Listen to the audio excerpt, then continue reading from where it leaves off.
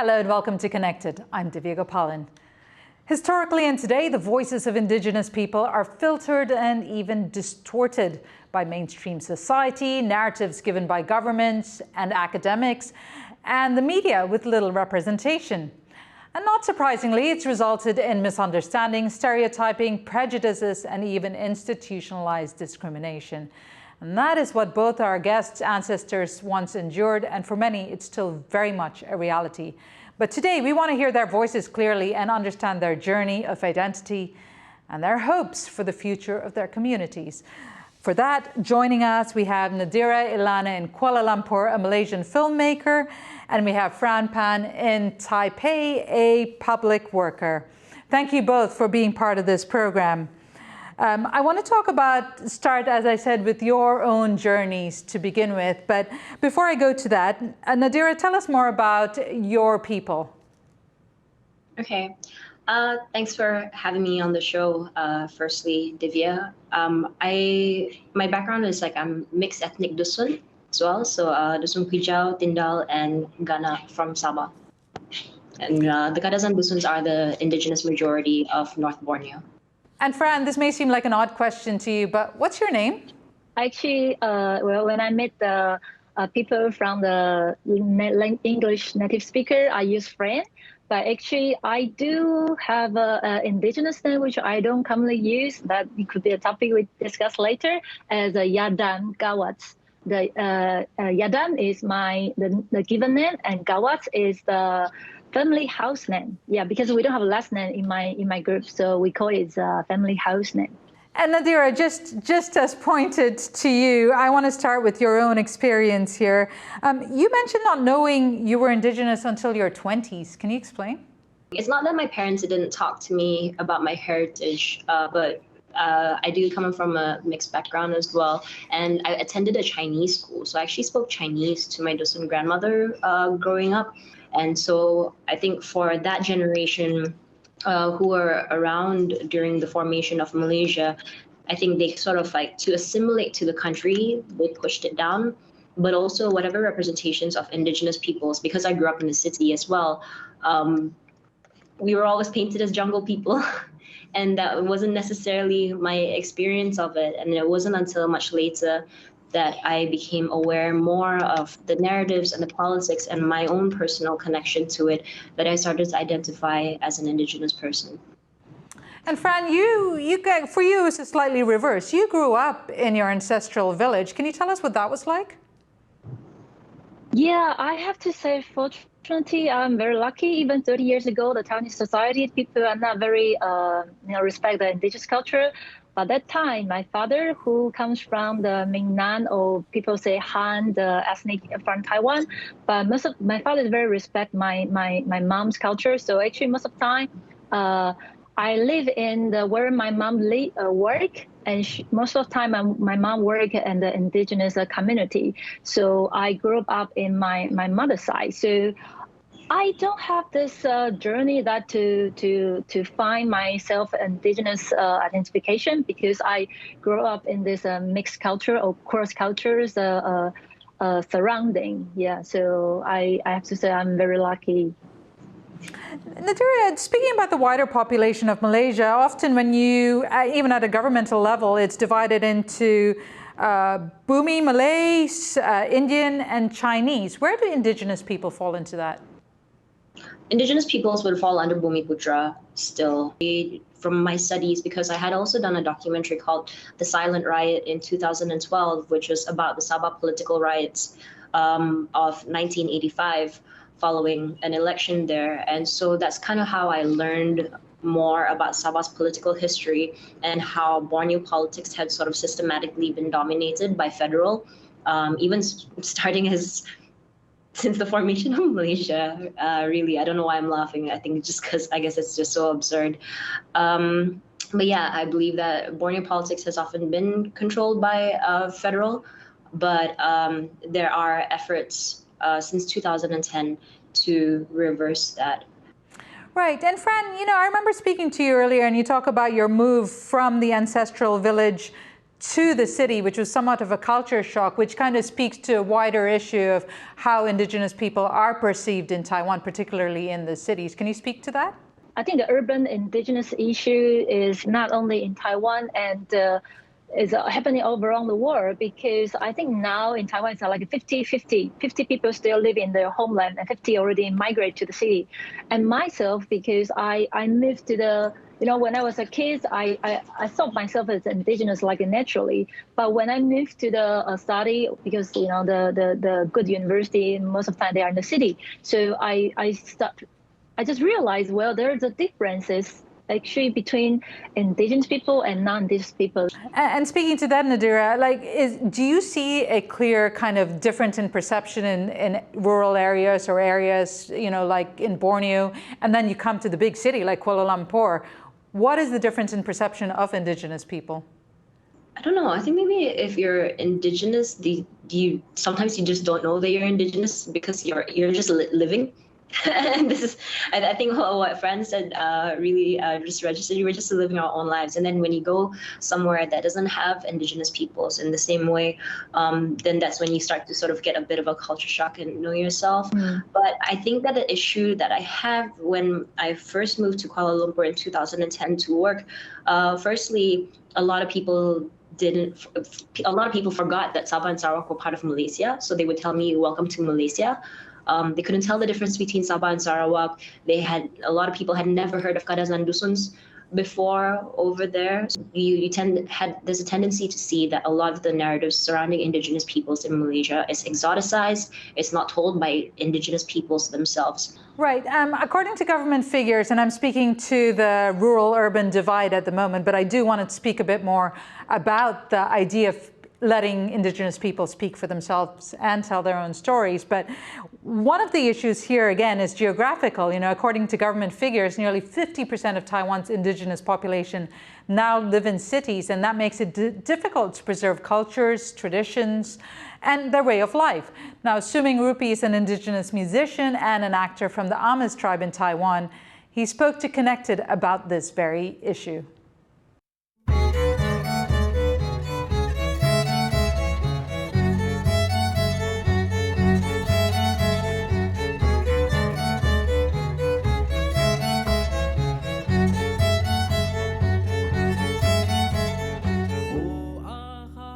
所以我刚刚讲的，在家里聚会唱歌，那事情就很难发生在都会区了。那可能几率会相对的少很多。但在部落里面，我小时候就是我家没有，我隔壁家也会有，就是我都听得到那些传统的歌谣，还有母语的环境也是会非常不太一样，就在都会区里面会显得比较几率会少非常非常多。那阿米圣耶节，我觉得它有机会就是营造这样的氛围。那它也不是祭典，因为进去祭典，它毕竟还是有一个门槛在。然后在祭典要变成观光，又会有一些文化跟观光的冲突在。那我觉得音乐节反而给了另外一种新的可能，它有非常强烈的文化氛围，可是它不会有太多的像祭典的禁忌在里面。相对在认识自己。如果想要返乡的青年，在追寻自己的文化认同过程中，它可能是一个相对比较容易进去的一个方式啊。So Suming there speaks about the importance of music and being able to preserve culture and stories. Nadira, you chose filmmaking. Can you explain what it is that you're trying to do with that, especially? And I know you don't want to particularly pigeonhole yourself in that category as just purely doing Indigenous stories, but what is it that you're trying to tell the rest of the world or the rest of Malaysia? Firstly, I wanted to make films because I was just interested in cinema, and a lot of what I was exposed to tended to be Western films. But then gradually, as I started to learn about Southeast Asian cinema, I learned about how personal filmmaking can be and how beautiful it is to be able to finally see films where people have similar experiences and people who look like you are on screen. But then coming back to Malaysia, I found that I didn't have this experience because Malaysian cinema is essentially Peninsula Malaysian cinema.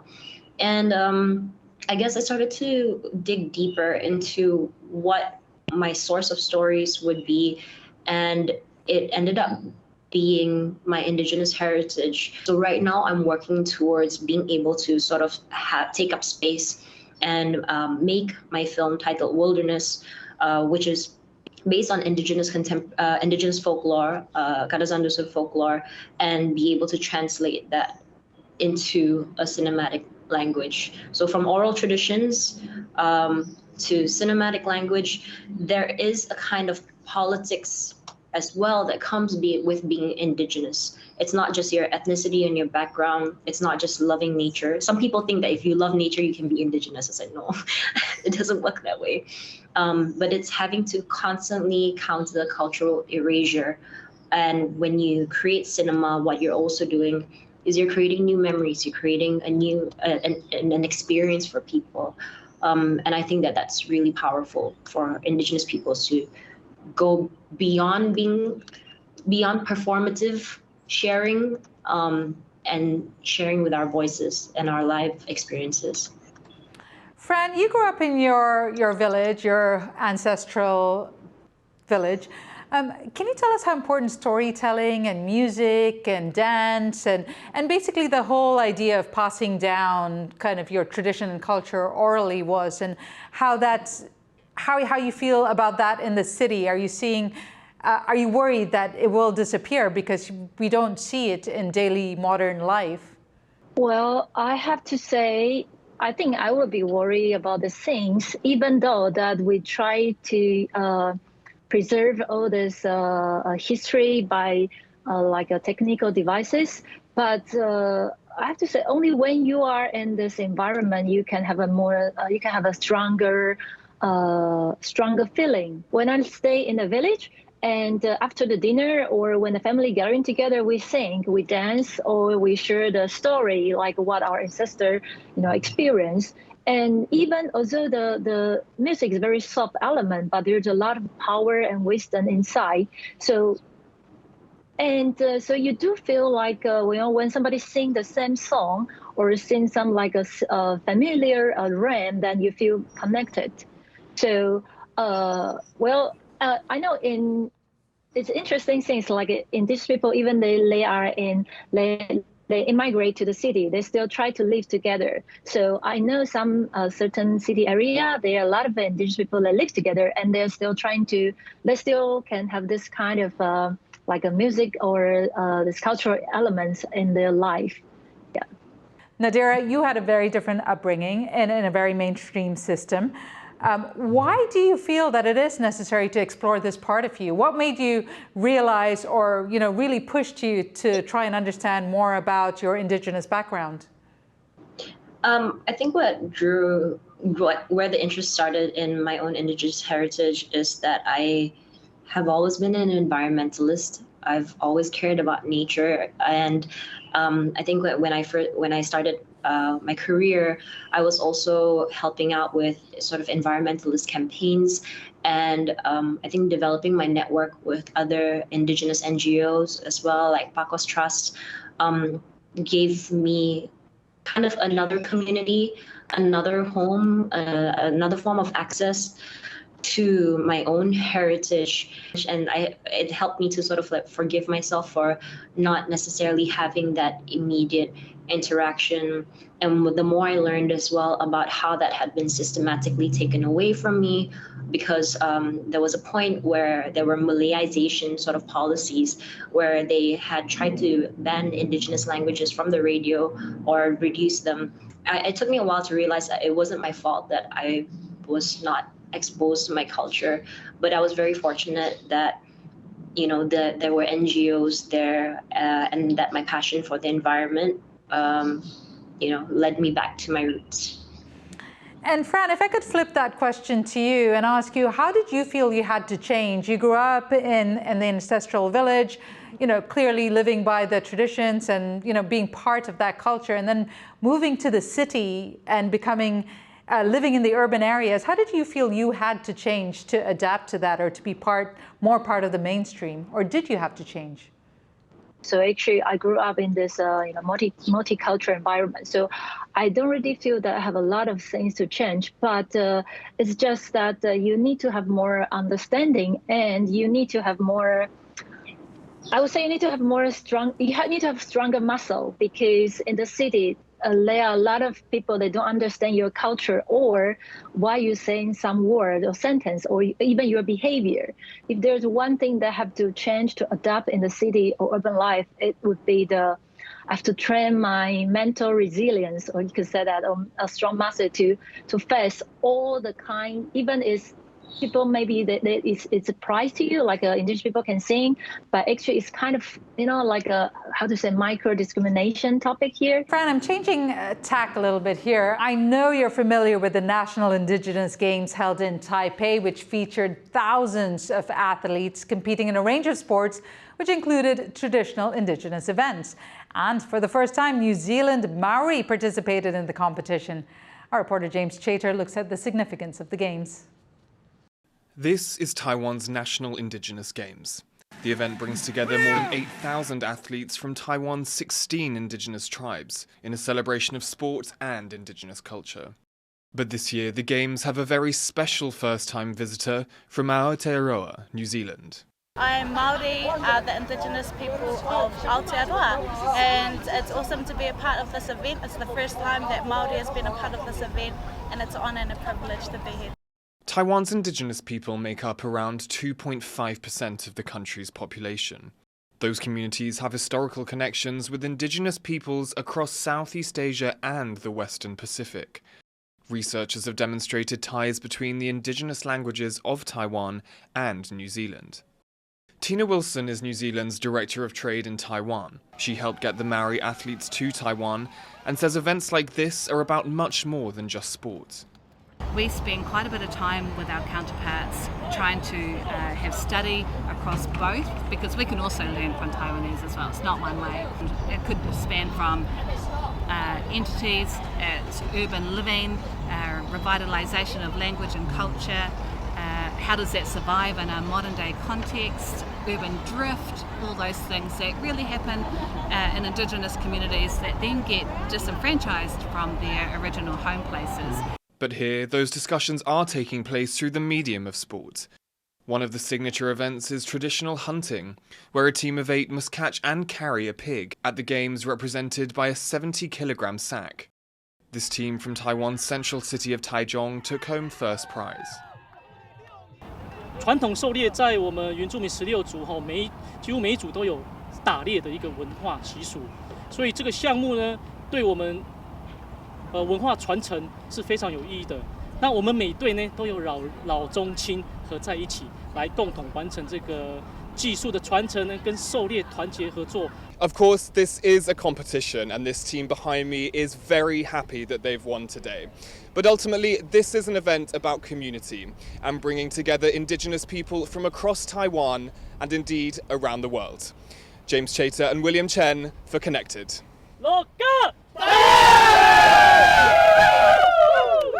So Fran, you were part of the organizing committee and you were at the Games. If you could explain to Nadira the significance of these Games and why Taiwan is holding them. Okay, the National Indigenous Game is a very special and also not special, because this is the athlete competition which will be held once 2 years, and this is, I would say, the indigenous of the Olympic game in Taiwan. So in this game there are two kinds. One is a traditional games, and another one is like a racing, swimming, and all this you can see in the Olympic. And we had this competition. There's a lot of multifunction. One is like to try to let people to preserve our traditional skills, and also can let all the indigenous people come to one place and we can meet, and there are a lot of social function in this game. And this year, as the second time that we recruit a team from the Pacific Island, and this is the first time that it's only we recruit one team. They are all from New Zealand. So in a way, Nadira, you're doing that through your filmmaking. How have your films so far been received, and what is the usual response to them, especially when they are dealing with Indigenous topics? So I had lived in rural Sabah in Ranau for a year, working with the community there to assist them in telling their own stories.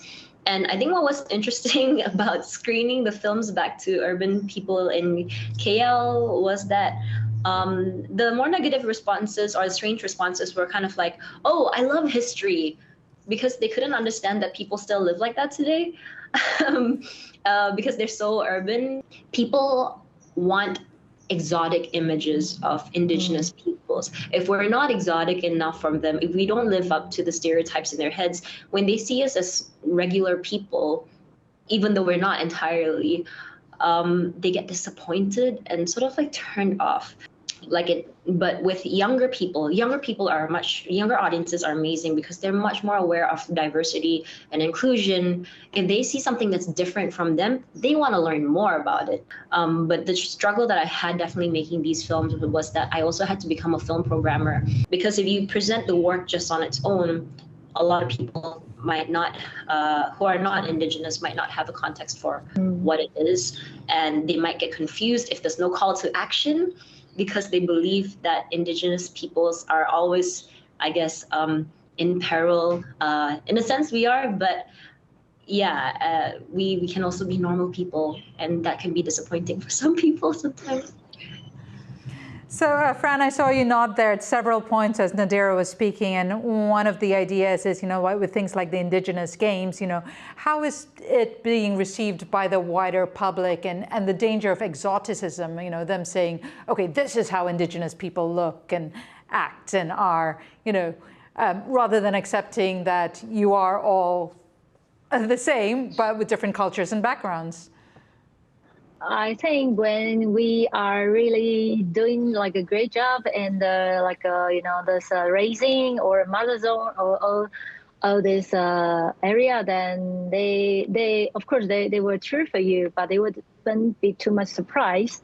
But in these traditional games items, well, if you, for example, we have this you have to carry some heavy things and running.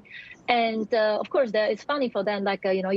Before we carried maybe the wild pig, but now, of course, in this game we cannot really bring a wild pig there. So we have to put something like heavy, a ball or something, and to carry it. And I'm not sure how the other people will think that way. Maybe also for them, it's it's not exalted or indigenous enough to to entertain or something. Yeah, I think there's some phenomenal the similar situations here as well. So back to you, Nadira. You spoke about the future generation and how or the younger generation and how they are more accepting. But what would you like to see for the future generation? What is the one wish you have when it comes to the future Indigenous generations in Malaysia? I would like to see more acceptance for Indigenous curators and Indigenous producers as well. Why I identify as an Indigenous filmmaker, again, is not just because of my heritage, but because of the politics of having to reverse cultural erasure. And the dangers of it is sometimes when you're Indigenous, you either have to deal with people who have forced you to assimilate, or you have to deal with other philanthropists or people in the arts or scholars who romanticize Indigenous peoples so much that they want to take our stories and our opportunities from us. So the politics of being an Indigenous person in the creative industries is actually pretty tenuous. But I definitely want to see more Indigenous curators, more Indigenous gallerists, and art managers who are sensitive to Indigenous issues. I don't want to be in a position to teach allies how to treat me. I want to see more Indigenous peoples assume those managerial roles so that we can all have safe spaces and understand Indigenous stories on the terms of Indigenous peoples. And Fran, within your generation, we've seen a change in the way Taiwan acknowledges and values and is trying to understand more about Indigenous backgrounds and culture. But what do you hope for the next generation of young Indigenous people in Taiwan? Well, I would like to. I think there's an important thing is like in my experience that actually indigenous culture is inspiring a lot of Taiwanese people because we are being told that we are from some other place or we don't have our own history here. But in my experience, there's a lot of people that they have the interaction with indigenous people, then they start to think about, so where am I from? So I would say I would tell the young generation that to be proud and to be more confident about your culture or even to sharing. So I would say I know some indigenous people, because of the history reason, that we are kind of close our mind or we are afraid to do more exchange with the non-indigenous. So I think we also have to be more open-minded, to be more inclusion, to share our culture, and also like we have to be realize that we are all living in the same island. We are all Taiwanese people. Nadira Ilana in Kuala Lumpur, Fran Pan in Taipei. I can't thank you both enough for speaking so candidly about your own personal journeys and shedding some insight, and perhaps we can learn a lot from your experiences in how we move forward with Indigenous communities and being more inclusive all around. Thank you very much. And to our viewers, it's been great to have your company. Thank you for your time. Stay connected.